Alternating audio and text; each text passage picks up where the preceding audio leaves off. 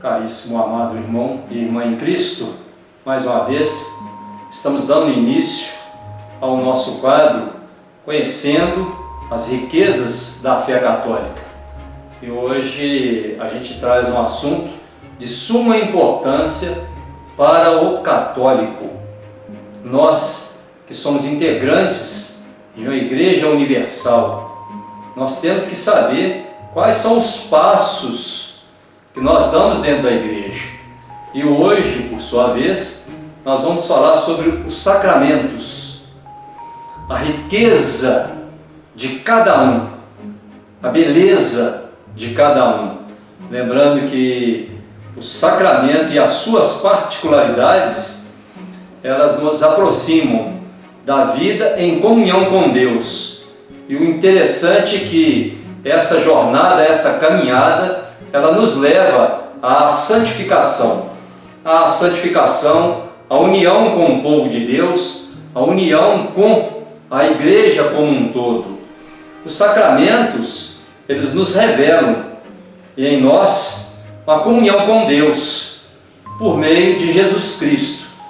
Com o advento da vinda do Salvador, foi instituído para nós os sacramentos. Não é que não existiam, existiam sim, mas agora eles passam a ter uma nova relação íntima com a igreja, com as doutrinas dos apóstolos.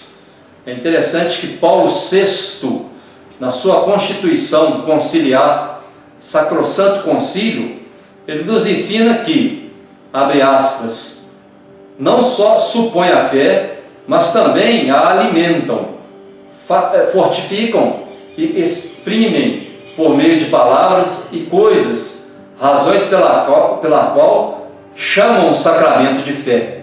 Fecha aspas.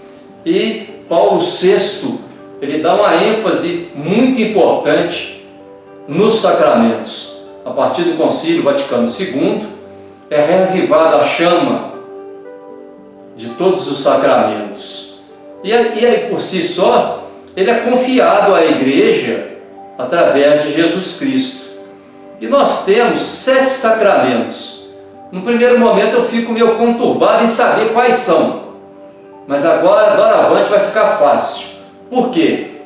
Nós temos 3 sacramentos de iniciação. Nós temos 2 sacramentos de cura. E nós temos 2 sacramentos de missão. Quais são os sacramentos de iniciação? Voltando aí na sua mente, você vai identificar muito tranquilo isso. Primeiro é o batismo. Depois nós temos a Eucaristia, ou assim, popularmente dizendo, a primeira comunhão. E nós temos a confirmação, que é o mesmo que o crisma. Depois nós temos o sacramento de cura, aquela cura interior que nos faz a chegar mais a esse Deus de infinita bondade, que é a penitência e a reconciliação, que podemos assim também dizer que é a confissão, e a unção dos enfermos, que até pouco tempo tinha-se o nome de extrema unção, porque subentendia que quando eu estava prestes à minha passagem para a vida eterna, me dava a extrema-unção. E não é desse jeito. A gente sabe que aquele que está adoentado, aquele que vai passar por uma cirurgia mais grave, ele pode pedir à igreja, através dos seus ministros ordenados, a unção dos enfermos. E por fim, o sacramento da missão, aquele de serviço da comunidade, que é a ordem, a qual nós já comentamos a respeito, e o matrimônio. O matrimônio é uma missão lindíssima. Então a gente vê, o primeiro sacramento é o batismo, aquele que dá a iniciação à vida cristã. E o último é o matrimônio, aquele que faz com que a união de um homem e de uma mulher frutifique, no amor de Deus e frutifique também nos filhos. O cânon 213 do Código do Direito Canônico nos diz o seguinte: os fiéis têm direito de receber dos pastores sagrados, dentre os bens espirituais da igreja, principalmente os auxílios da palavra de Deus e os sacramentos. Então a gente vê que é um direito que nós temos como fiéis e como partícipes da igreja. Agora também ele nos dá uma responsabilidade. No cânon 226 é a obrigação dos pais cristãos cuidar da educação cristã dos filhos segundo a doutrina da igreja. É interessante que muitas das vezes eu levo lá para a igreja, eles educam. Não, é obrigação primeiro minha. E lá há um complemento, há uma lapidação do que é feito. Tudo isso foi instituído pelo Cristo Senhor e confiado à sua igreja. Constitui sinal e meios pelos quais se exprime e se robustece a fé. A prestação de culto a Deus e se realiza a santificação do homem e da mulher. Voltando a reafirmar, todos os sacramentos e a vida da igreja, ela tem um cume, que é a santificação do homem e da mulher. É interessante que no batismo, no crisma e na ordem, eles imprimem caráter. O que é isso? Uma, que eles não podem ser repetidos. E isso é um selo de promessa, de garantia que nós temos e de proteção divina para sempre, para receber a missão, que é uma missão especial. Então a gente vê que a cada passo que nós vamos dando dentro da igreja, além de nós recebermos também a missão, nós somos responsáveis para ser testemunhos disso tudo. Agora nós vamos falar de cada item por si só, de cada sacramento. O batismo, ele é o primeiro dos sacramentos, é o sacramento da iniciação cristã. É o sacramento que origina a porta dos sacramentos. E aonde que, no contexto bíblico, nós temos essa determinação do sacramento.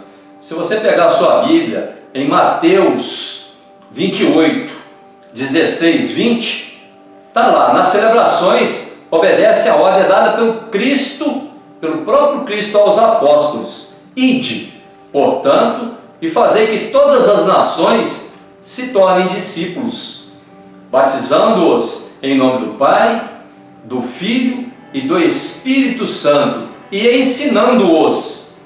É interessante que o sacramento ele é feito na Trindade Santa. E há vários tipos de batismo. Às vezes a gente já sabe qual o tipo de batismo, é o tradicional. Não, nós temos vários tipos. O batismo tradicional, que é a imersão, ao qual nós fazemos na igreja, ele tem uma fórmula própria, que, como eu disse, é pela Trindade Santa. João, eu te batizo em nome do Pai, do Filho e do Espírito Santo. E nós temos uma forma própria para isso, é a água.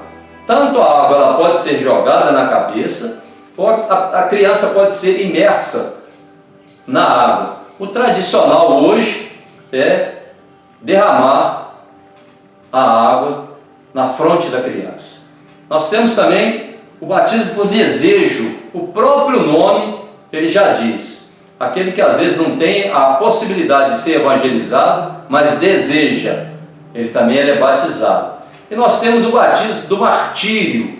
Que batismo é esse? São os santos inocentes, devido à sanha de Herodes, aqueles que morreram, aquelas crianças que morreram para que Jesus vivesse. Esse é o batismo de martírio. E também aqueles que nós temos em outras denominações também. Aí também nós podemos, nesse martírio tudo, nós podemos colocar os refugiados, aqueles que não têm a oportunidade de ir, aqueles que são abortados, entendeu? Aqueles que não foram evangelizados. E para eu receber o batismo, é normal? É normal, sim. Qual dia seria melhor? Pode ser feito em qualquer dia, tá? De preferência que seja na celebração dominical. Por que na celebração dominical?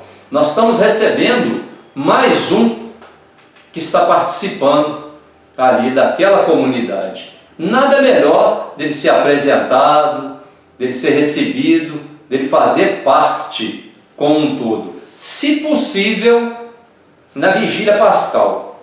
É uma data importante, ao qual a gente também celebra o batismo. E os padrinhos? Os padrinhos, primeiro, tem que ter um consentimento dos pais a respeito do que vai ser feito. É a esperança de que eles sejam educados na religião. Porque se eu convido um padrinho que não faz parte, será que depois ele vai dar prosseguimento àquilo que a igreja propõe?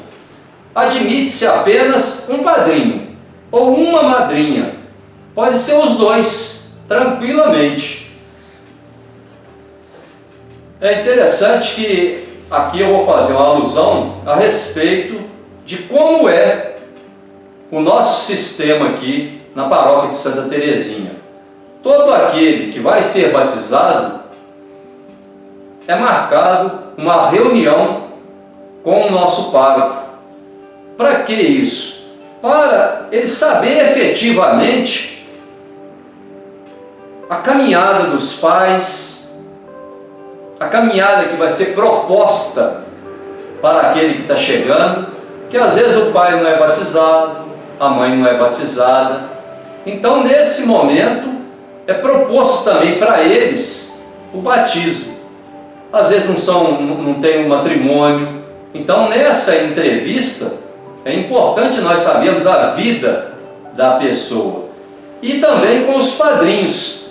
Por que com os padrinhos? Estes são os guardiões da educação da fé católica na falta dos pais.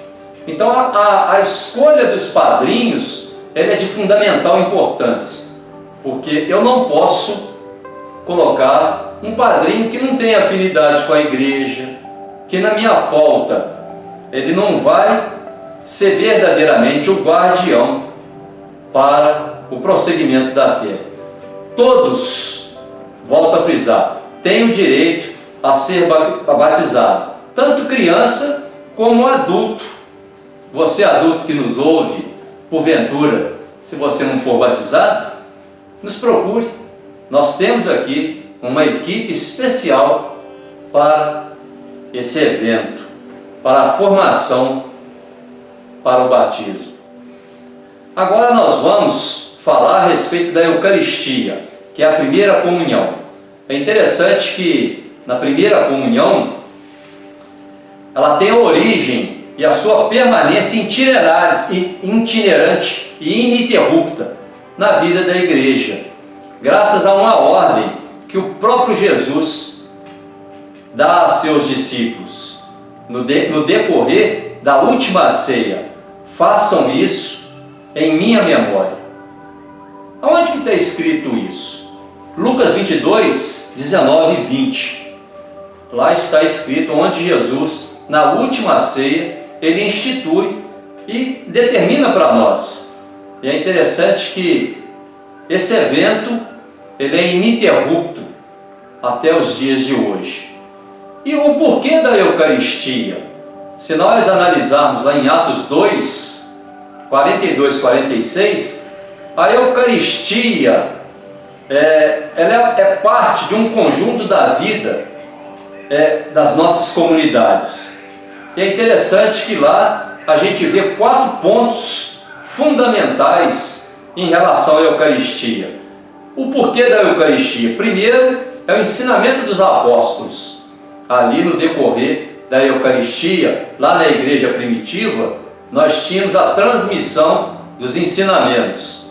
No segundo momento é a comunhão, entendeu? depositada pelos presbíteros aos ali que estavam junto. A comunhão é o estar junto, né? A alegria de participar. Tinha a fração do pão, é onde eu ofereço aquilo que eu tenho em prol do outro.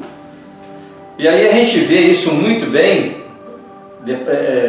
marcado na oferenda que está sendo oferecido, na fração do pão. Quando você, ao participar de uma celebração, você vai lá na sua coleta fazer a sua oferta ali, aquilo dali, você está partindo o pão para aquele que não tem.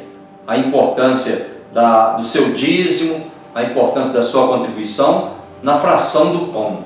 E também na oração, onde todos se congregam para elevar os pensamentos ao Deus de infinita bondade, para um amor maior, uma união entre a comunidade. É interessante que nós temos alguns pontos relevantes da Eucaristia, do primeiro ao segundo século, lá na igreja primitiva. Ela tinha um caráter, sobretudo, doméstico familiar. É o que hoje nós estamos vivendo com a pandemia Covid-19. Nós temos que estar praticamente dentro das nossas residências, e aí a gente recebe, através de quem preside, das nossas celebrações, a Eucaristia espiritual. Tem um valor fundamental. A partir de 1570, com Paulo VI, Pio V, nós tivemos uma revolução com a igreja em relação à uniformidade dos ritos, porque até então, até o Concílio Vaticano II, tudo era feito em latim, e agora, a partir do Concílio Vaticano II, é feito através da língua vernácula. Que língua é essa? É aquela a qual nós falamos. Então, aí a gente tem um melhor entendimento, porque até então eu assistia à missa, eu não participava, e a partir do Concílio Vaticano II eu participo da celebração. A celebração ela passa a ser do latim para a língua vernácula, e tudo isso, não só gestos e rituais, devem ser realizados doravante de uma maneira única. É interessante que nós estamos tendo no início da semana, na segunda-feira ou nos outros dias, uma parte em relação à liturgia, cada uma mais linda do que a outra, e nos dá a possibilidade de nós aprendermos cada vez mais. É interessante que na partícula consagrada, quando o padre, através das suas mãos abençoadas, ele transforma o pão no corpo do Senhor, ali, toda ela, nós temos corpo, alma, sangue e divindade de nosso Senhor Jesus Cristo. Na primeira comunhão, a gente tem uma preparação de todo o ensinamento do que é a Eucaristia e do que é o receber a Eucaristia. A Eucaristia é o sacramento maior. É interessante que todos os outros sacramentos, eles giram em torno da Eucaristia. Todos os sacramentos, eles são feitos numa celebração. E o que diz isso? Nós temos uma celebração especial, que é a celebração de Corpus Christi, que celebramos nessa semana. E ali, qual é o principal motivo de toda a chave, todo o eixo da celebração e de todas as celebrações? É fazer o memorial da celebração eucarística, é trazer a memória viva, é centrar a atenção no Cristo presente. Ele está presente na Sagrada Eucaristia. E um ponto interessante que nós temos que ter também é o desejo de um dia nós estarmos face a face com o Senhor. Então a gente vê que a Eucaristia ela é um ponto importante na nossa celebração. E aí a gente passa para a confirmação, ou melhor, para o crisma. Na confirmação, os batizados, eles avançam em seu caminho de iniciação cristã, porque nós já passamos pelo batismo, pela Eucaristia, e agora a gente vai ser crismado. O porquê do crisma? É um enriquecimento dos dons do Espírito, e são chamados a testemunhar Jesus Cristo por as suas obras. Semana passada nós vimos a respeito dos dons, da sabedoria, da inteligência, da fortaleza, do temor a Deus, do conselho, da ciência e da piedade. No crisma, nós somos convidados a ser testemunhos. Esse é o motivo de, no crisma, nós recebemos também essa dádiva de confirmação. Então, no crisma, a gente passa a ser também testemunho, imprime caráter. A unção do crisma na fronte, o óleo consagrado pelo bispo, deve ser realizado na igreja e inserido na celebração como um todo. Então a gente vê que praticamente todos os nossos sacramentos, ele está em torno da celebração eucarística. E o crisma, ele nada mais é do um convite a eu ser verdadeiramente testemunho daquilo que eu aprendi e daquilo que eu sou. E aí nós passamos para o sacramento da cura, que são dois, que é a penitência. A penitência, também conhecida como a confissão. No sacramento da penitência, os fiéis confessam os seus pecados a um sacerdote, devendo este arrependimento e intencionado a se corrigir mediante a absolvição que lhe é dada. O pecado, ele é cometido através de 3 pontos importantes. Primeiro, o conhecimento. Algo é bom ou ruim, eu sei que é bom ou ruim e eu cometo a si mesmo. É feito com a minha liberdade. Eu tenho a liberdade de fazer o bem ou o mal. E eu tenho o consentimento. Eu consinto em fazer. Quando nós temos esses 3 pontos fundamentais, aí sim eu pequei. Então, nessa confissão individual, eu recebo a absolvição que o padre me dá. O padre ele tem o direito e o dever e o poder de fazer. Dependendo, se ele não pode, ele encaminha para uma instituição maior. Mas o padre hoje, ele tem esse poder. E muitas das vezes a gente pensa, pode ter uma absolvição comunitária? Não se deve. Só é permitido em caso extra, em caso de uma guerra, onde nós não temos confessores para tal, mas a confissão auricular, ela é a importante e nós devemos fazer pelo menos uma vez ao ano. Nós passamos agora para a unção dos enfermos. A unção dos enfermos, ou podemos assim dizer, a extrema unção, que há tempos atrás era feito nesse sentido. Quando a pessoa praticamente já estava no final da sua caminhada aqui na terra, a gente chamava um padre para dar a extrema unção. E aí a própria família já sabia que ele já estava prestes para a passagem para a eternidade. A unção dos doentes é um sacramento pelo qual a igreja encomenda a Deus os fiéis perigosamente doentes, para que alivie e salve, ungindo-os com óleo e proferindo as palavras prescritas no livro litúrgico. Não é qualquer coisa que se diz. Tanto o padre como o bispo, que são responsáveis por estes sacramentos, eles têm uma fórmula própria que a liturgia assim determina. Então, a unção dos enfermos, ela pode ser também para você que está para fazer uma cirurgia grave, que pode ser acometida de um mal maior, o fiel pode pedir ao padre que lhe dê a unção dos enfermos. Então a unção dos enfermos hoje tem uma outra conotação, não é aquela que anteriormente nós tínhamos, que é quando a pessoa praticamente estava no leito da morte. Hoje não.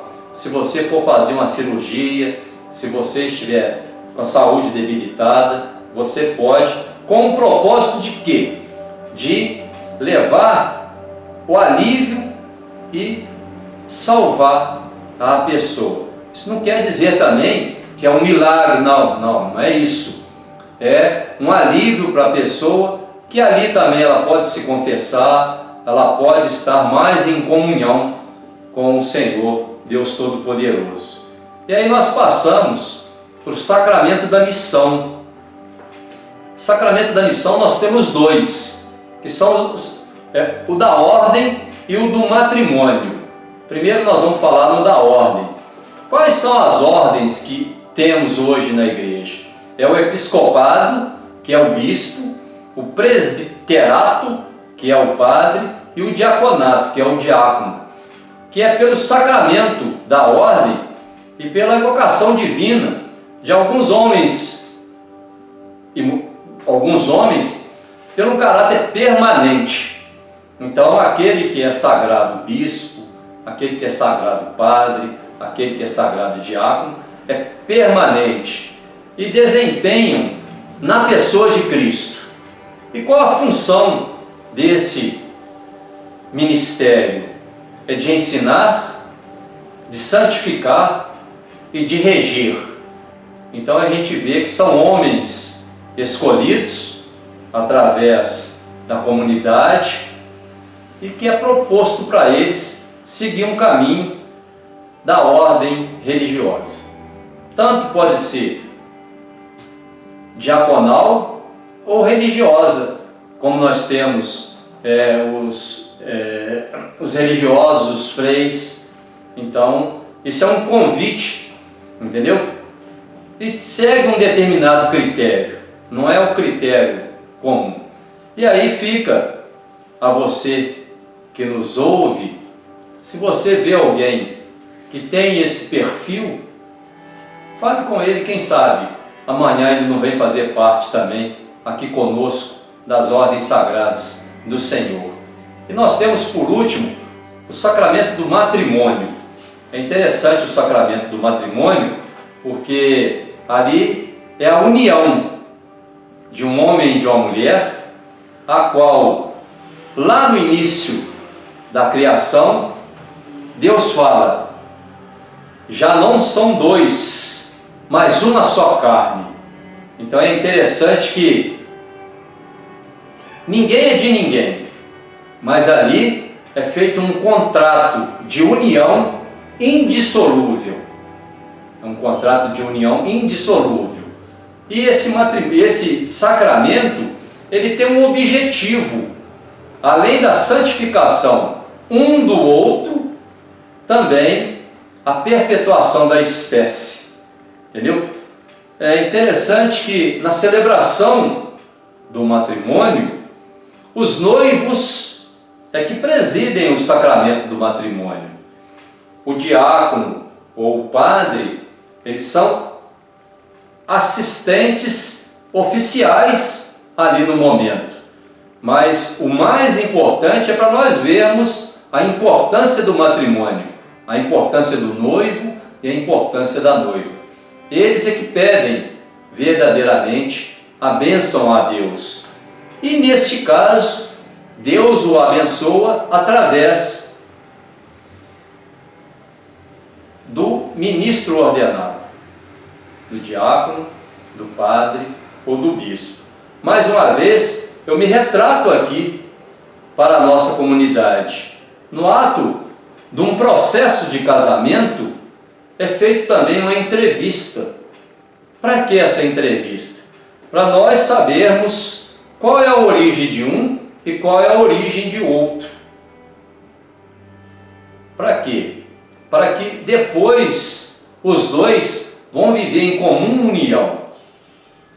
E essa comum união, ela é abençoada por Deus.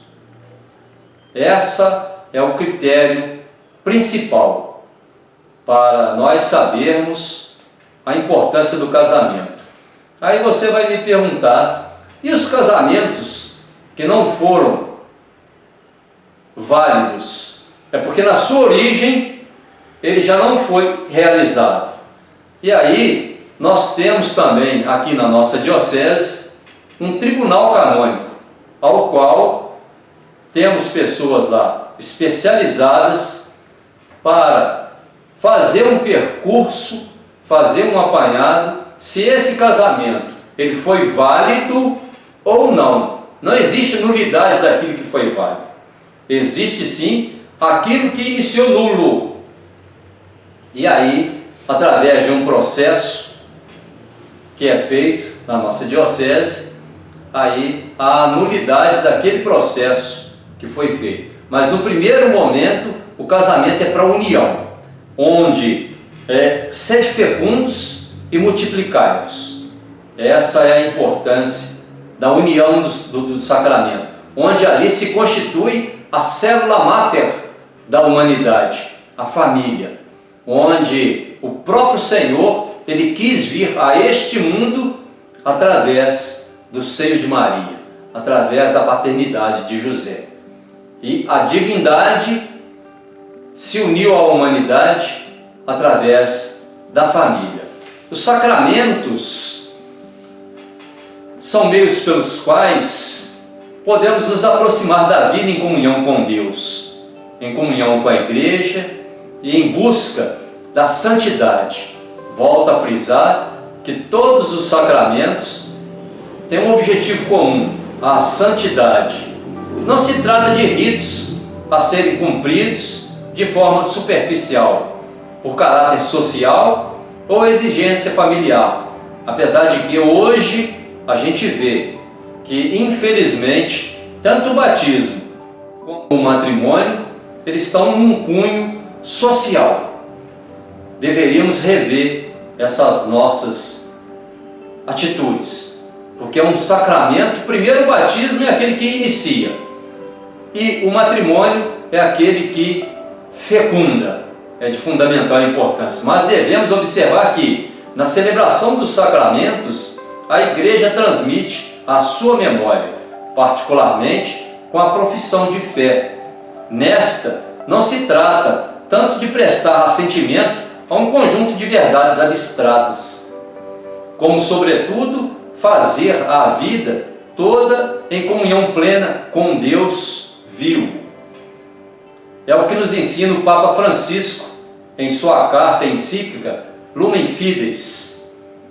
Como Cristo foi enviado pelo Pai e Ele enviou os apóstolos, sejamos nós todos enviados ao testemunho da fé, cheios do Espírito Santo e dotados de uma vida sacramentada.